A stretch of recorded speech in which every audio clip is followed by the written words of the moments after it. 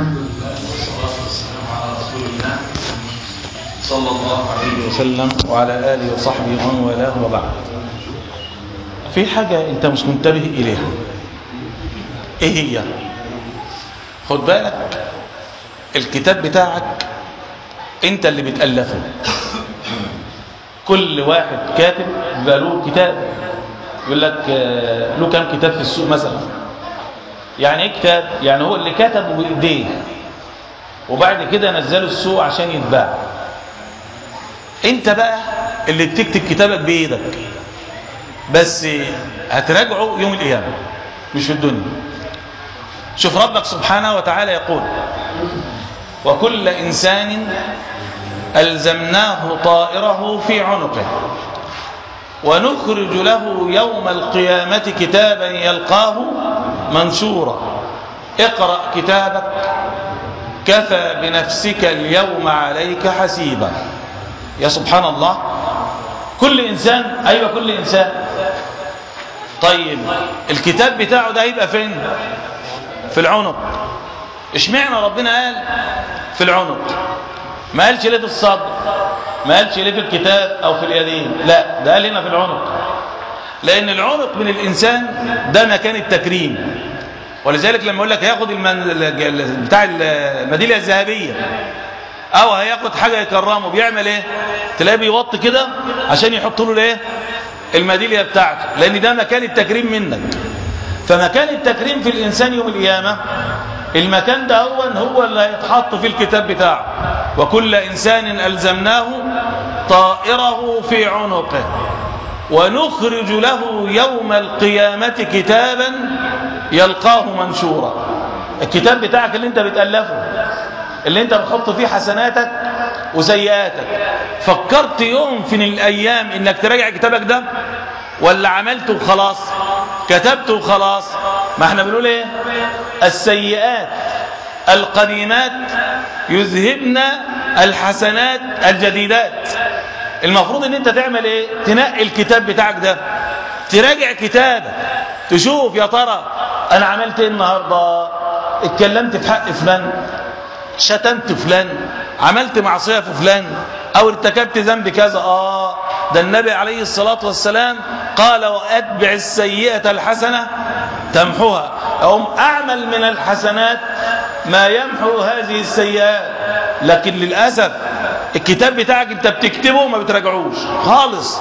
تفاجأ يوم القيامة تقول: يا ويلتنا ما لهذا الكتاب لا يغادر صغيرة ولا كبيرة إلا أحصاها. إزاي؟ كل حاجة موجودة.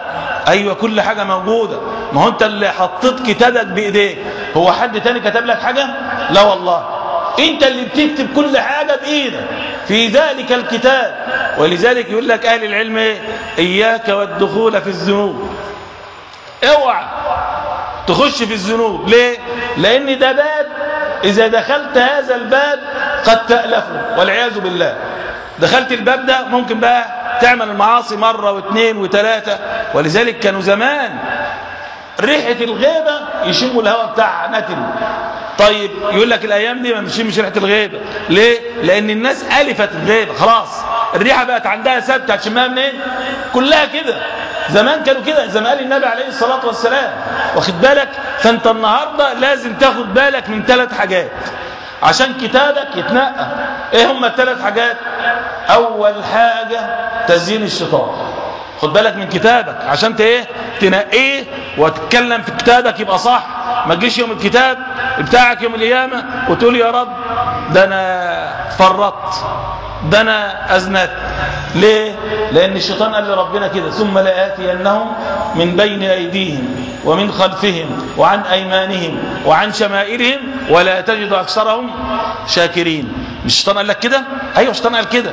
يبقى اذا ناخد بالنا من الشيطان، لان الشيطان عمال يزين المعصيه عشان اقع فيها، عشان الاقيها في الكتاب بتاعي اللي انا مألفه. الحاجه الثانيه في عجاله كده: الصاحب.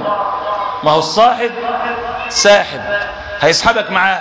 يقول لك تعالى نصلي، يقول لك يا اخي اقعد، الوقت كله كذا.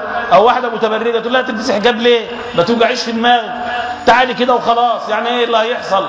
لا، شوف ربنا قال في القرآن: ويوم يعض الظالم على يديه يقول يا ويلتى ليتني لم أتخذ فلانا خليلا لقد أضلني عن الذكر بعد إذ جاءني وكان الشيطان للإنسان خذولا.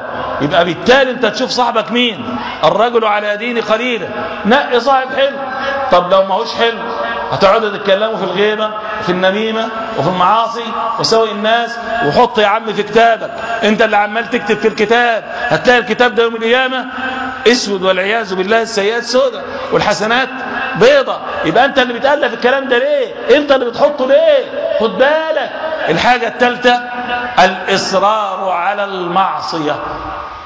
احنا بشر، ممكن تذنب، كلنا هنذنب، والتوب ايوه اتوب، بس هناك فرق من يتوب ومن يصر على المعصية. ما ينفعش. انت بتتوب بس انت بشر، عملتها غصب عنك وتوبت الى الله يقبل الله توبتك. اما اذا اصريت فانت بتكذب على ربك قبل ما بتكذب على نفسك. والله تعالى يعلم خائنة السر وما تخفي وما يخفي القلوب. ربك عارف كل حاجة. فبالتالي النهاردة الكتاب بتاعك ده هو انت اللي بتكتبه بايديك، محدش بيكتبه غيرك. فحاول تراجعه. اراجعه بحسناتي، واسهل حاجة في الحسنات لا اله الا الله. يا اخي بدل ما تقعد تتكلم في حاجات كتيره ملهاش لازمه، اقعد قول لا اله الا الله. لا ان شاء الله تكون مليون مره في اليوم قولها. افضل الحسنات كما قال النبي عليه الصلاه والسلام: لا اله الا الله، والله يقول ان الحسنات يذهبن السيئات. وصلى اللهم على نبينا محمد وعلى اله وصحبه وسلم.